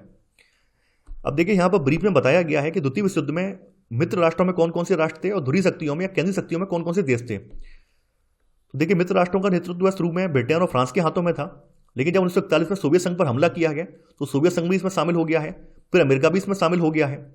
वहीं ध्रुवीय शक्तियों में जर्मनी, इटली और जापान थे। यानी मित्र राष्ट्रों में यहाँ पर आप देख पा रहे हैं, यहाँ पर फ्रांस, ब्रिटेन, सोवियत संघ और अमेरिका थे। वहीं ध्रुवीय राष्ट्रों में यहाँ पे जर्मनी, इटली और जापान थे। कई बार पूछा जाता है कि द्वितीय विश्व युद्ध में कौन कौन से देश शामिल थे, कौन कौन से देश मित्र राष्ट्र थे और कौन कौन से देश ध्रुवीय राष्ट्र थे, तो आपको बताना पड़ेगा। ऐसी प्रथम विश्व युद्ध के बारे में पूछा जाता है तो आपको पता होना चाहिए। अब देखिए, दूसरे विश्व युद्ध में हिटलर ने वैसे तो पूरे समाज के साथ बर्बरता बरती थी, लेकिन फिर भी कुछ ऐसी नस्लें थीं, कुछ ऐसी जातियां थीं जिनके खिलाफ एक तरफा हिंसा की गई थी। तो यहां पे वही चीज बताई गई है कि दूसरे विश्व युद्ध के साय में जर्मनी ने कुछ खास नस्ल के लोगों का नरसंहार किया। इस युद्ध में मारे गए लोगों में 60 लाख यहूदी, ये सबसे बड़ा नरसंहार इसमें यहूदियों का किया गया। 2 लाख जिप्सी और 10 लाख पोलैंड के नागरिक थे। जिप्सी का मतलब होता है यूरोप के जो घुमंतु जनजाति के लोग हैं उनको जिप्सी कहा जाता है। तो इसमें 2 लाख जिप्सी मारे गए हैं और 10 लाख पोलैंड के नागरिक भी इसमें मारे गए थे। साथ ही साथ हिटलर का मानना यह था कि जो लोग अस्वस्थ हैं, जैसे मान लीजिए जो जर्मनी के नागरिक ही हैं लेकिन वो अस्वस्थ हैं, किसी काम के नहीं हैं, तो उनको भी इसने निपटा दिया था। तो इसने जो मानसिक और शारीरिक रूप से जो अपंग हैं तो उन अपंग घोषित व्यक्तियों को इसने मार डाला था। 70,000 से ऊपर जो जर्मन नागरिक थे उनको भी इसने निपटा दिया था। अब देखिए, जैसा कि आप लोग जानते हैं, द्वितीय विश्व युद्ध के दौरान बर्बरता की सारी हदें पार कर दी गई थी और भारी संख्या में नरसंहार किया गया था। इस नरसंहार की पूरी जिम्मेदारी जो है वो जर्मनी के ऊपर सौंपी गई थी, यानी पूरा का पूरा दोष जर्मनी के ऊपर आ गया था क्योंकि जर्मनी का ही मेन रोल रहा था। तो युद्ध खत्म होने के बाद न्यूरेमबर्ग में एक अंतर्राष्ट्रीय अदालत स्थापित की गई, अंतर्राष्ट्रीय सैन्य अदालत स्थापित की गई और इस अदालत को युद्ध अपराधों के लिए जो नाज़ी युद्धबंदी हैं इन पर मुकदमा चलाने का जिम्मा सौंपा गया था। जैसा कि आप यहाँ पर देख पा रहे हैं कि यहाँ पर लाखों करोड़ों की संख्या में लोग मारे गए हैं, लेकिन इस अदालत ने केवल 11 मुख्य नाज़ियों को ही मौत की सजा दी थी, यानी इसकी तुलना में ये सजा बहुत ही कम है या बहुत ही अल्प या छोटी है। अब आगे है नाज़ियों का विश्व दृष्टिकोण। देखिए, इसका अर्थ है कि नाज़ी लोग समाज को लेकर या समाज में मौजूद विभिन्न वर्गों को लेकर क्या सोच रखते थे। यहाँ पर नाज़ी दृष्टिकोण से आशय हिटलर के दृष्टिकोण से है, क्योंकि हिटलर जो था वो समाज के सभी वर्गों को या समाज के विभिन्न वर्गों के लोगों को एक रूप नहीं मानता था, एक जैसा नहीं मानता था। उसका मानना था कि समाज में कुछ नस्लें ऐसी हैं जो कि उन्नत किस्म की हैं या फिर कह सकते हैं बेहतर किस्म की हैं, जबकि कुछ नस्ल के लोग जो हैं सबसे निकृष्ट टाइप के लोग हैं, सबसे कमतर लोग हैं। तो नाज़ी विचारधारा में ब्लॉन्ड का मतलब होता है नीली आंखों सुनहरे बालों वाले, ब्लॉन्ड नीली आंखों वाले, नॉर्डिक जर्मन आर्य का मतलब है कि जो लोग उत्तरी यूरोपीय देशों के लोगों से मेल खाते थे जर्मनी में, उनको नॉर्डिक जर्मन आर्य बोला जाता था। ये लोग सबसे ऊपरी थे। वहीं जो यहूदी समाज के लोग हैं उन्हें सबसे निचले पायदान पर रखा जाता था, सबसे निकृष्ट उन्हें माना जाता था। यहूदियों को इन्होंने जो नस्ल विरोधी माना है, यानी कि इन्होंने यहूदियों को आर्यों का कट्टर दुश्मन के रूप में रिप्रेजेंट किया है और बाकी तमाम समाजों को उनके बाहरी रंग रूप के हिसाब से जर्मन आर्यों और यहूदियों के बीच में रखा गया था। यानी इनकी सबसे ज़्यादा जो दुश्मनी थी वो यहूदियों से थी। यहूदियों को ये बिल्कुल निकृष्ट मानते थे। यहूदियों को ये मानते थे कि यहूदी जो है नस्ल विरोधी हैं और आर्यों के, यानी कि जो जर्मनी के जो आर्य हैं उनके कट्टर शत्रु हैं, कट्टर दुश्मन हैं। हिटलर की जो सोच है, हिटलर की जो नस्ली सोच है, ये चार्ल्स डार्विन और हर्बर्ट स्पेंसर जैसे विचारकों के सिद्धांतों पर आधारित थी। चार्ल्स डार्विन एक प्रकृति विज्ञानी थे जिन्होंने विकास और प्राकृतिक चयन की अवधारणा के जरिए पौधों और पशुओं की उत्पत्ति की व्याख्या का प्रयास किया था। बाद में हर्बर्ट स्पेंसर ने अतिजीवता का सिद्धांत दिया था, यानी सर्वाइवल ऑफ द फिटेस्ट, यानी जो सबसे योग्य है वही जिंदा बचेगा, ये विचार दिया था। तो हिटलर ने जो अपनी नस्ली सोच है, नस्ली सोच को इन वैज्ञानिक तर्कों के आधार पर सही साबित करने की कोशिश की। उसका मानना यह था कि समाज में जो नस्लें सबसे उन्नत किस्म की हैं, सबसे योग्य हैं, उनको ही जिंदा रहने का हक है। बाद बाकी जो कमतर किस्म की नस्लें हैं उनको खत्म कर देना ही जरूरी है। अब देखिए, यहाँ पर ध्यान देने वाली बात यह है कि जो ये चार्ल्स डार्विन और हर्बर्ट स्पेंसर की जो विचारधारा है, यहाँ पर प्राकृतिक सिद्धांतों की बात की गई है कि कोई भी नस्ल अगर खत्म होगी तो प्राकृतिक के नियमों के अकॉर्डिंग खत्म होगी, कोई मानवीय हस्तक्षेप के अकॉर्डिंग उसे खत्म नहीं किया जाएगा। लेकिन हिटलर ने क्या किया, अपनी नस्ली सोच को वरीयता देने के लिए, अपनी नस्ली सोच को सही साबित करने के लिए इस विचारधारा को तोड़ मरोड़ कर प्रस्तुत किया। हिटलर की विचारधारा का दूसरा पहलू लेवेंस्ट्राउम या जीवन प्रगति की बुरानैतिक अवधारणा से संबंधित था। देखिए, लेवेंस्ट्राउम जो है, इसका मतलब ये है कि ये बिलीव करता था कि ज़्यादा से ज़्यादा क्षेत्रों पर अपना अधिकार स्थापित किया जाए और ऐसा करने से क्या होगा, ऐसा करने से एक तो साम्राज्य का विस्तार होगा, दूसरा उसके अधिकार क्षेत्र में ज़्यादा से ज़्यादा उन स्थानों के संसाधन आएंगे, तीसरी बात यह है कि जो लोग जर्मनी से उन स्थानों पर बसाए जाएंगे तो उनको या उनके अंदर अपने मातृत्व देश को लेकर प्रेम रहेगा और ज़रूरत पड़ने पर वो लोग उस देश में तख्तापलट भी कर सकेंगे। फॉर एग्जाम्पल, अगर इंडिया की बात करें तो जैसा कि आप लोग जानते हैं, भारतीय मूल के व्यक्ति आज दुनिया में हर जगह फैले हुए हैं और कभी भी इंडिया पर कोई आंच आती है, कोई इंडिया के साथ कोई बात होती है, तो आपने देखा होगा कि भले व्यक्ति अमेरिका में जन्मा हो, उसके दादाजी इंडिया के हों, लेकिन लोग जो है इंडिया की बजाते हैं, इंडिया की तरफदारी करते हैं। तो वही विचार इसका था। इसका मानना यह था कि जितने ज़्यादा क्षेत्रों पर हम अपने लोगों को पहुँचाएंगे तो जब भी कभी भविष्य में ऐसी बात आएगी तो लोग जो है अपने मूल जमीन के लिए, अपनी मातृभूमि के लिए हमेशा तत्पर रहेंगे। तो ये उद्देश्य पूरा करने के लिए ये कोशिश कर रहा था कि ज़्यादा से ज़्यादा क्षेत्रों पर कब्जा करे, ज़्यादा से ज़्यादा क्षेत्रों को अपने अधिकार क्षेत्र में ले। नस्लवादी राज्य की स्थापना। देखिए, जैसे ही ये लोग सत्ता में आए हैं, इन्होंने शुद्ध जर्मनों के विशिष्ट नस्ली समुदाय की स्थापना का जो सपना है ये लागू करना स्टार्ट कर दिया है। यानी कहने का मतलब ये है कि जो लोग शुद्ध जर्मन हैं उन्हें ही केवल जिंदा रहने का हक है, बाद बाकी लोग जो इनसे कमतर हैं उनको मार दिया जाए। इन्होंने विस्तारित जर्मन साम्राज्य में मौजूद उन समाजों या नस्लों को खत्म करना स्टार्ट कर दिया जिन्हें वे अवांछित मानते थे। अवांछित का मतलब अनफिट या अनवर्दी जिन्हें मानते थे या अपने से निकृष्ट मानते थे, उनको खत्म करना इन्होंने स्टार्ट कर दिया। इनकी नज़र में जो नास्ती थे वो शुद्ध और स्वस्थ नॉर्डिक आर्य लोग ही वांछित थे। यानी इनका मानना यह था कि जो नास्ती लोग हैं वो शुद्ध और स्वस्थ नॉर्डिक आर्य हैं और यही लोग वांछित हैं, यही लोग वर्दी हैं। बाद बाकी जो अन्य समुदाय हैं वो बिल्कुल बेकार और निकृष्ट हैं, तो उनको जिंदा रहने का कोई हक नहीं है। जिन्हें नासी अशुद्ध या असामान्य मानते थे वे सब अवांछित थे। नासियों ने केवल नस्ली आधार पर लोगों की हत्या नहीं की, बल्कि इन लोगों ने मेंटली और फिजिकली जो अनफिट लोग थे उनकी भी हत्या कर दी।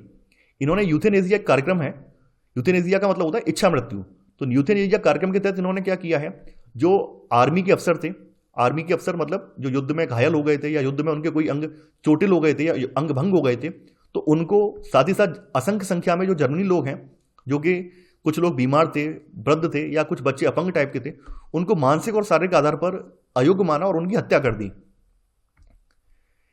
केवल इन्होंने यहूदियों के साथ नरसंहार नहीं किया, यहूदियों के अलावा भी कई सारी ऐसी नस्लें थीं जिन्हें ये अवांछितों की श्रेणी में रखते थे। जर्मनी में रहने वाले जिप्सियों और अस्वेतों की पहले इन्होंने नागरिकता छीन ली, उसके बाद इन्हें मार दिया। देखिए, जिप्सी का मतलब होता है घुमक्कड़ी लोग, यूरोप के घुमक्कड़ी लोग। तो जिप्सियों में सिंथी और रोमा समुदाय यहाँ रहा करते थे जिनकी इन्होंने हत्या की। इसके अलावा ये लोग रूसी और पोलिश मूल के लोगों को भी अपने से कमतर मानते थे। जिस समय जर्मन सेनाओं ने रूसी और पोलिश मूल पर कब्जा किया है या वहाँ पर मार्च किया है, उस समय इन्होंने वहाँ पर भी बर्बरता बरती है। पोलिश मूल के बहुत सारे लोगों को इन्होंने अपना गुलाम बना लिया है और उनके साथ बहुत बर्बर व्यवहार किया है। इनके डर से कई पोलिश मूल के लोग जो थे उन्होंने आत्महत्या तक कर ली थी और कई लोग ऐसे भी थे जो कि अपना घर बार छोड़कर सब भाग गए थे, अन्य देशों में भाग गए थे। यहूदियों को लेकर ये बहुत ज़्यादा कट्टर थे, यहूदियों को लेकर इनके मन में बहुत ज़्यादा नफरत थी। इसके पीछे एक आधार ये भी था कि यहूदियों के प्रति ईसाई धर्म में जो घृणा थी वो परंपरागत रूप से घृणा थी। ईसाइयों का मानना यह था कि ईसा मसीह की जो मृत्यु है या ईसा मसीह को यहूदियों ने ही मारा था।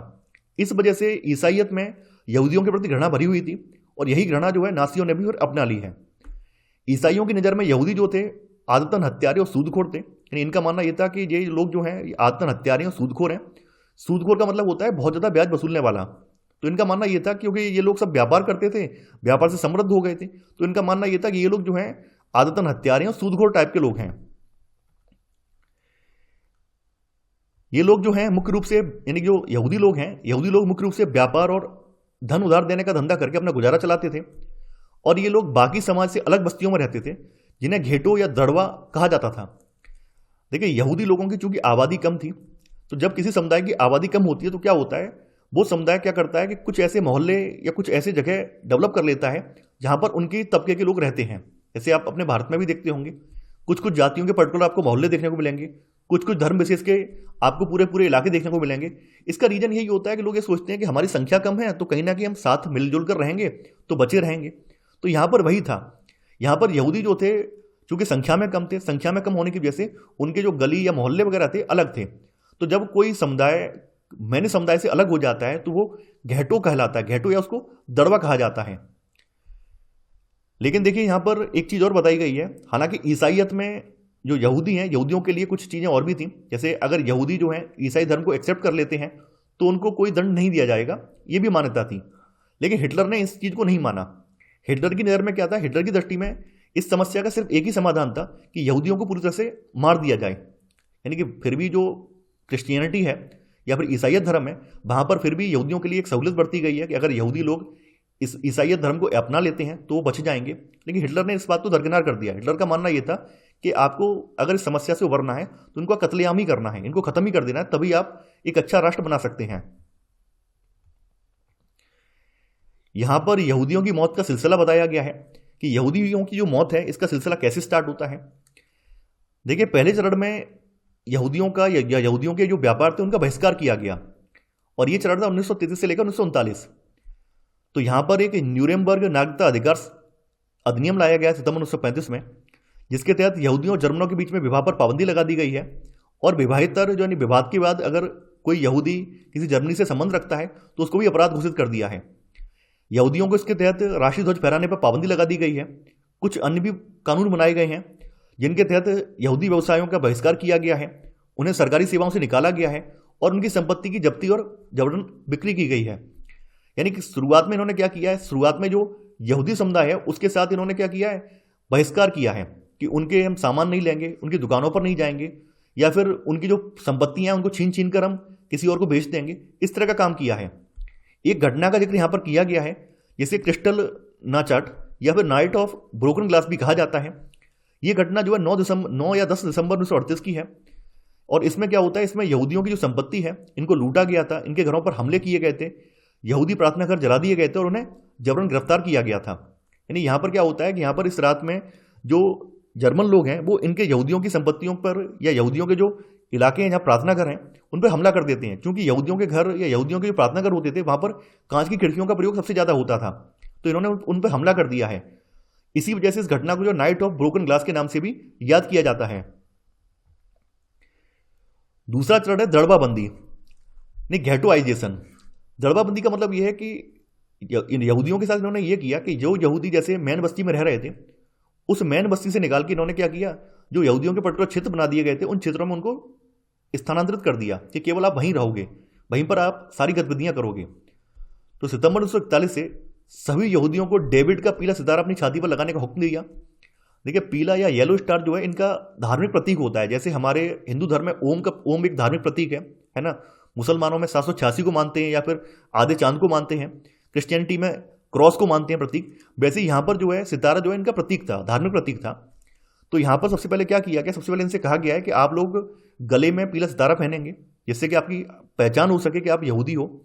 अगर देखा जाए, अगर वहाँ पे अगर आप लोग उस समय के समाज को उठाकर देखें तो आप ये पाएंगे कि यहूदियों में और जो जर्मन लोग हैं उनमें कोई अंतर नहीं था, दोनों जैसे ही दिखते थे, समान ही थे। लेकिन फिर भी एक सोच डेवलप कर दी गई थी, एक सोच बना दी गई कि यहूदी जो हैं हमसे कमतर हैं, हमसे निकृष्ट हैं। वैसे अगर देखने में दोनों ही लोग समान थे। तो यहाँ पर यहूदियों के लिए मैंडेटरी कर दिया है कि अब वो अपनी छाती पर ये सितार लगाएंगे। उनके पासपोर्ट, तमाम जो कानूनी दस्तावेज हैं और घरों के बाहर भी उनके ये पहचान चिन्ह छाप दिया गया था ताकि उनकी पहचान हो सके। इसके अलावा यहूदियों को पकड़ पकड़ कर इन घेटोआइजेशन वाली जो बस्तियां हैं, दड़बाबंदी वाली जो बस्तियां, इनमें छोड़ दिया गया था। यानी घेटों में दाखिल होने से पहले यहूदियों को अपनी जो सारी संपत्ति है छोड़ देने के लिए मजबूर किया जाता था। और जो घेटो ऐसे इलाके थे जहां पर आधारभूत सुख सुविधाओं की कमी थी, यहाँ पर बहुत ज़्यादा गंदगी थी, पानी की समस्या थी, रोजगार नहीं था, तो यहाँ पर बहुत ज़्यादा गंदी बस्ती थी। यानी यहाँ पर जरूरी सामान उपलब्ध नहीं था, वंचना की स्थिति थी। वंचना की स्थिति होने की वजह से यहाँ पे भुखमरी फैलने लगी, गंदगी, बीमारी का प्रसार हुआ। तो कई सारे यहूदी तो ऐसी घेटोआइजेशन वाली जो बस्तियां थी उनमें ही मर गए। तीसरा चरण था उनका सर्वनाश। और इनका सर्वनाश यानी इनकी हत्या करना 23 जून 1941 के बाद स्टार्ट कर दिया गया था। देखिए यहूदियों को लेकर जो नासी विचारधारा है उसने जर्मन लोगों के मन में पहले ही भ्रांति बिठा दी कि यहूदी लोग सबसे नालायक, निकृष्ट लोग हैं। अगर यहूदियों का हम लोग पतन कर देंगे तो जर्मनी जो है फिर से एक समृद्ध और स्वच्छ राष्ट्र बन जाएगा। इस तरह की सोच जर्मनी के लोगों के मन में बिठा दी थी। तो जर्मनी के जो लोग थे वो यहूदियों के बहुत ज़्यादा हेय दृष्टि से देखने लगे थे। तो समूचे यूरोप में यहूदियों के मकानों, यातना गृहों और घेटो बस्तियों में रहने वाले यहूदियों को मालगाड़ियों में भरकर मौत के कारखानों में ले जाया जाने लगा। मौत के कारखाने का मतलब जो कंसंट्रेशन कैंप बनाए गए थे उन कंसंट्रेशन कैंपों में ही गैस के चैम्बर बनाए गए थे। गैस के चैम्बरों का मतलब ये था कि कुछ बंद कमरे थे जिनमें यहूदियों को भर दिया जाता था और उनके दरवाजे सील कर दिए जाते थे। बाद में वहाँ पे पाइप के जरिए जहरीली गैस को छोड़ दिया जाता था। तो कुछ ही घंटे में वहाँ पर दम घुटने से यहूदियों की मौत हो जाती थी। तो इस तरह से यहाँ पर सामूहिक जनसंहार किया गया। यहाँ पर आप एक चित्र देख पा रहे हैं, ये यहूदी कंसंट्रेशन कैंप का चित्र है।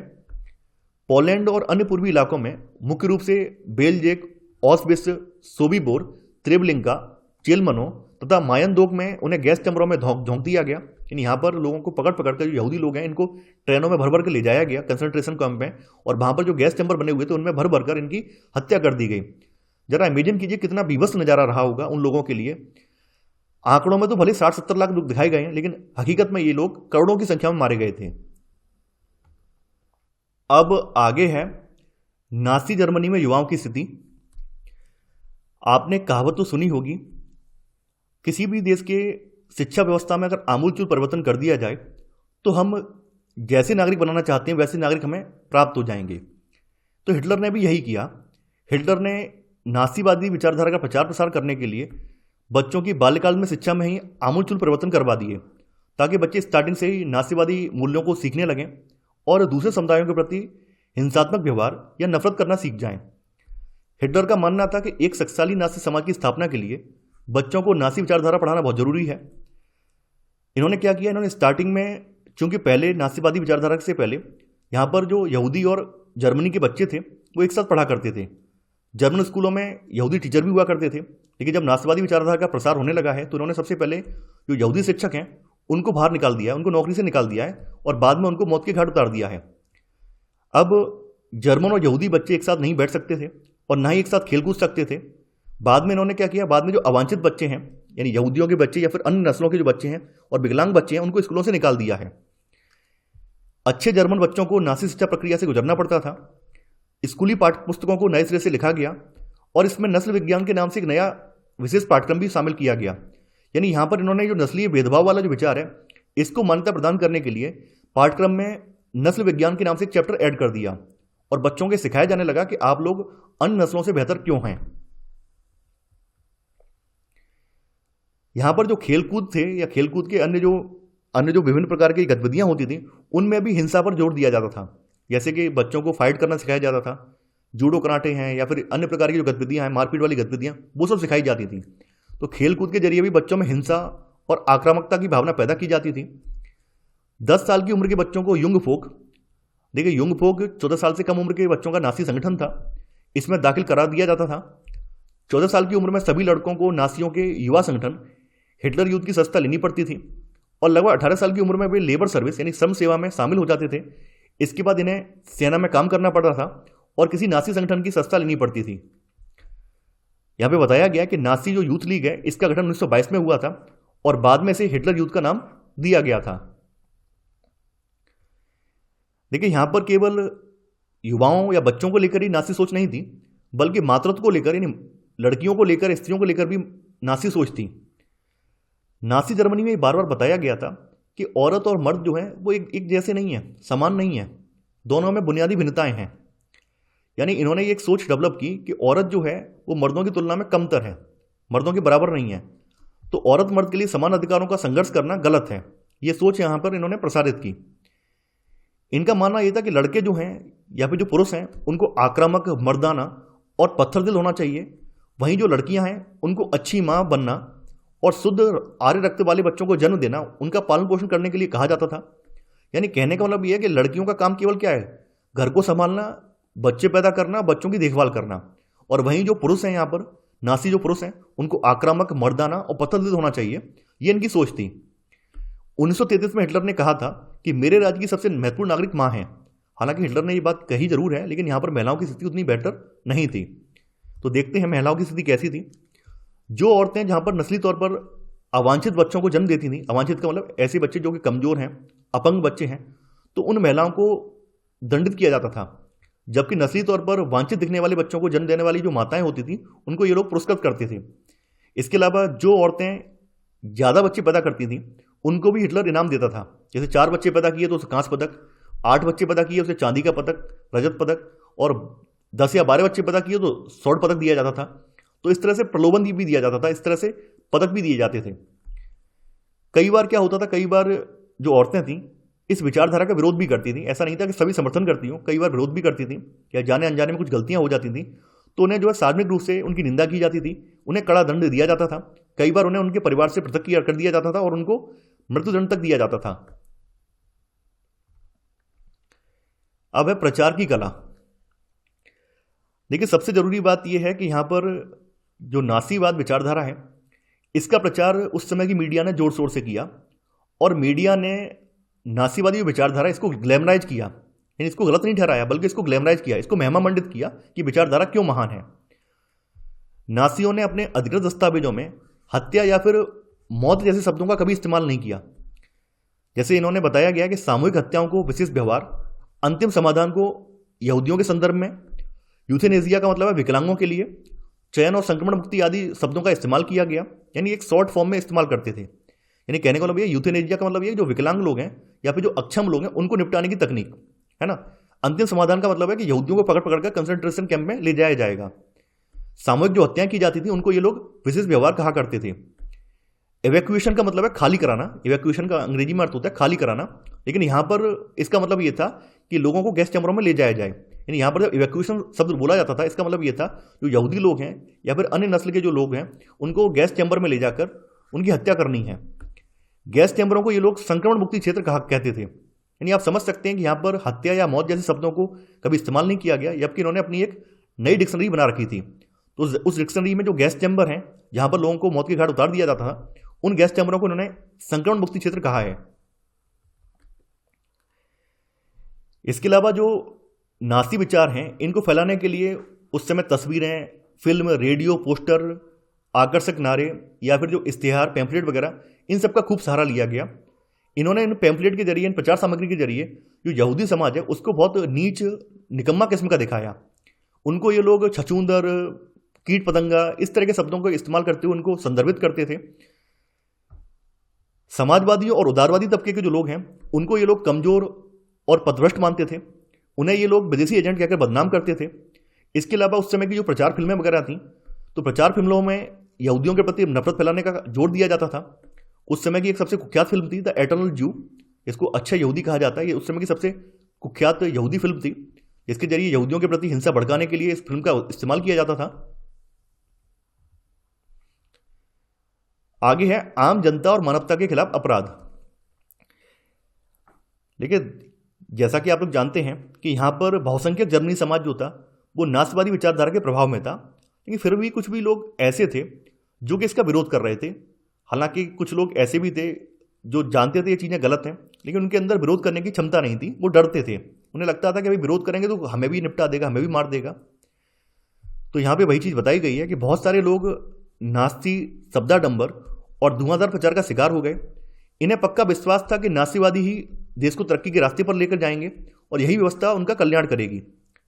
हालांकि बहुत सारे लोगों ने पुलिस दमन और मौत की आशंका के बावजूद नास्तिवादी विचारधारा का जमकर विरोध किया, लेकिन आबादी का एक बड़ा हिस्सा भी ऐसा था जो कि कोई विरोधी कदम उठाने या फिर अपना मत व्यक्त करने से डरता था। यानी अगर वो आसपास कहीं देख लेते थे कुछ गलत काम हो रहा है तो नज़र बचा के निकल जाते थे। उन्हें लगता था कि कहीं हम अगर कुछ आलोचना करेंगे, कुछ टिप्पणी करेंगे तो हो सकता है हमें भी पकड़ के मार दें। तो इस वजह से लोग क्या करते थे, अगर कहीं देखते थे कि यहूदियों के साथ अत्याचार हो रहा है, उनका शोषण हो रहा है, उनको यातना दी जा रही है, तो उनको बचाने नहीं आते थे बल्कि नज़र फेर के निकल जाते थे। एक पादरी है, पादरी न्यूमोलर, इसने नासियों का लगातार विरोध किया है। कुछ नासी ऐसे भी थे जो लगातार ये कोशिश कर रहे थे कि हिटलर इस तरह की जो बर्बरता है इसको रोक दे। तो कुछ लोग क्या है पत्राचार करने की कोशिश कर रहे थे, लेकिन ये सब चीज़ें काम नहीं आई हैं। देखिए, इसी समय में जो यहूदी लोग हैं, यहूदी लोग भी तरह तरह से अपने ऊपर होने वाले अत्याचारों को अपनी डायरियों में या फिर जो पोस्टर वगैरह हैं, पैम्फलेट वगैरह, उनमें लिख रहे थे, अंकित कर रहे थे, ताकि समय आने पर वो दुनिया को बता सकेंगे उनके साथ क्या क्या अत्याचार हुआ है। एक व्यक्ति है शार्लेट वेराट, जो कि यहूदी है। इसने अपनी डायरी में लोगों के सपनों को चोरी छिपे दर्ज किया था, यानी लोगों के विचारों को सब चोरी छिपे से दर्ज किया था, और बाद में इस डायरी को पुस्तक के रूप में, पुस्तक का नाम है थर्ड राइक ऑफ ड्रीम, इसके नाम से प्रकाशित किया था। जब ये पुस्तक मार्केट में आई थी तो लोग इसे पढ़कर रोने लगे थे। यहाँ पर आपके सामने एक इमेज दिया गया है। इस इमेज में जो यहूदी मार दिए गए हैं, उन मारे गए यहूदियों के जूते चप्पल यहाँ पे दिखाए गए हैं। अब आप लोग इस बात से अंदाजा लगा सकते हैं कितनी बड़ी संख्या में यहाँ पर जनसंहार किया होगा। इसके बाद है महाध्वंस या फिर होलोकॉस्ट। देखिए, दुनिया में यहूदी समाज एकमात्र ऐसा समाज है जिसके साथ सदियों से बर्बरता होती आई है। यानी कि 13वीं-14वीं शताब्दी के बाद ईसाइयत ने भी इनके साथ बर्बरता की, ईसाइयत ने भी इनका कत्लेआम किया है। फिर सबसे बड़े पैमाने पर जो कत्लेआम हुआ वो द्वितीय विश्व युद्ध के दौरान हुआ। तो यहूदी लोग जो चाहते थे, ये चाहते थे कि उनके साथ जो भी भीषण अत्याचार हुए हैं या पीड़ाएं जो हुई हैं उनको याद रखने के लिए, उनको लोगों तक पहुंचाने के लिए इन्होंने होलोकॉस्ट शब्द दिया। होलोकॉस्ट का मतलब होता है महाध्वंस।